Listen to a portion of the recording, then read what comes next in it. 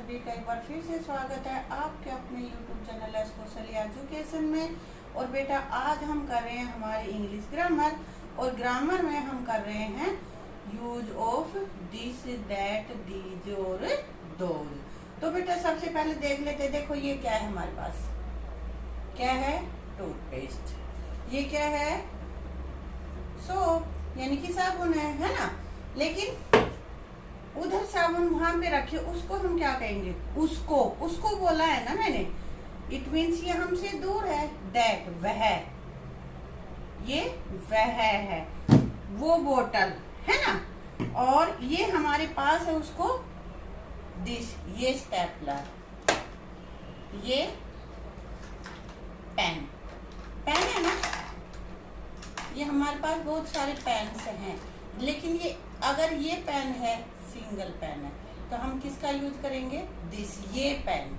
यानी कि जो भी कोई हमारे पास कोई भी थिंग है, कोई भी सब्जेक्ट है जो अगर हमारे पास सिंगुलर में है यानी कि एक वचन है और हमारे पास भी है, हमारे नजदीक है वो, तो फिर हम उसकी जगह यूज करेंगे दिस। और यदि थिंग एक ही है, जैसे वो बोतल दूर है ना, तो वो बोलेंगे वह, यहाँ पे आएगा दैट। इसके लिए क्या यूज करेंगे, दैट।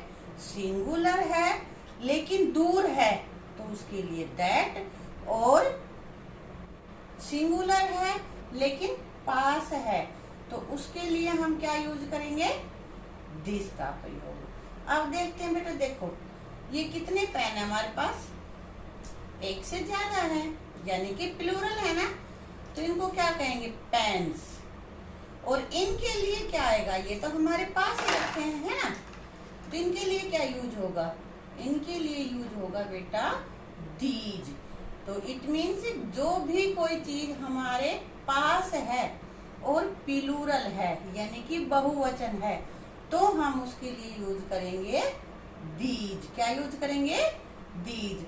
लेकिन ये देखो उधर, ये हमारे पास बुक्स हैं, ज्यादा है ना, वन से ज्यादा है तो वो प्लूरल होती है ना, तो ये प्लूरल है लेकिन हमसे दूर है ना ये, तो फिर ये क्या हो गया, इसके लिए हम यूज करेंगे दोज।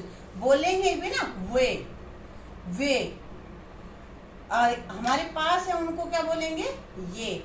तो हिंदी में बोलने में ही फर्क दिख रहा है हमें, इसलिए कोई भी थिंग जो कि प्लूरल है, बहुवचन है और हमारे पास है, उसके लिए दीज। और जो प्लूरल है और हमसे दूर है वो होती है क्या, दोज प्रयोग होगा उसके लिए। क्या प्रयोग होगा उसके लिए, दोज प्रयोग होगा। ठीक है बेटा। अब मान लिया मैं यहाँ खड़ा होने की बजाय मैं इधर आ जाती हूँ, यहाँ आ गई, अब बोतल मेरे पास हो गई ना बेटा, बोतल पास है, इसलिए इसके लिए अब प्रयोग होगा दिस बोतल, दिस सोप, दीज बुक्स। ये हमसे दूर हो गई है ना, दैट बुक, दैट सोप है ना, ये सोप है, दैट टूथपेस्ट, दैट क्या है ये स्टेपलर, और ये बहुत सारे पेन है ना, तो दोज पेन्स। अब बेटा देखो, पहले हम इनके पास खड़े थे तो ये हो गया था दीज पेन्स, लेकिन अब हम इनसे दूर हैं तो ये अब क्या होगा, दोज पेन्स। और ज्योमेट्री बॉक्स एक से ज्यादा है मीन्स प्लूरल है, तो ये भी हमारे दोज। अब ये हमसे दूर हो गए हैं, फिर हम वापिस यहाँ आ जाते हैं तो वे वाली जो चीजें हैं इधर हैं, ये हमसे दूर हो गई हैं। आ गई बेटा समझ में। दिस, कोई भी थिंग जो कि सिंगुलर है और हमारे पास है तो दिस आएगा, और कोई भी थिंग सिंगुलर है लेकिन हमसे दूर है, वहां पे दैट। ठीक है। कोई भी थिंग जो प्लूरल है और हमारे पास है तो हम यूज करेंगे दीज। और कोई भी थिंग जो हमसे दूर है और प्लूरल है, बहुवचन है, तो उसके लिए हम यूज करेंगे दोज। एक बात और याद रखनी है बेटा, किसी भी सेंटेंस में दिस दैट के साथ हमेशा हेल्पिंग वर्ब इज का प्रयोग होता है। किसका प्रयोग होता है? इज का। हमेशा का मतलब ये नहीं कि पास्ट टेंस होगा तो भी तुम इज ही भरोगे। प्रेजेंट टेंस की बात हो रही है, प्रेजेंट टेंस में इज आएगा।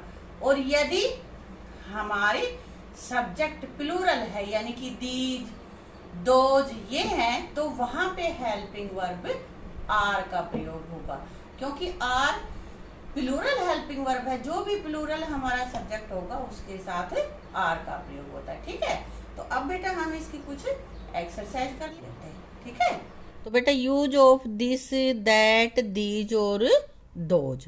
देखो ये एक बॉय है ना, और ये बॉय पास में ही है, तो क्या आ गया हमारे पास?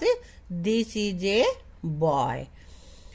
अगला है, देखो यहाँ पे ये क्या टैप है ना, लेकिन टैप दूर है और सिंगुलर भी है, एक ही टैप है, कई सारे टैप नहीं है ना, तो एक ही टैप है, इसलिए दैट इज ए टैप। दूर है और एक है, सिंगुलर है, इसलिए दैट आया है। आगे कैट बैठी है, दिस इज ए कैट।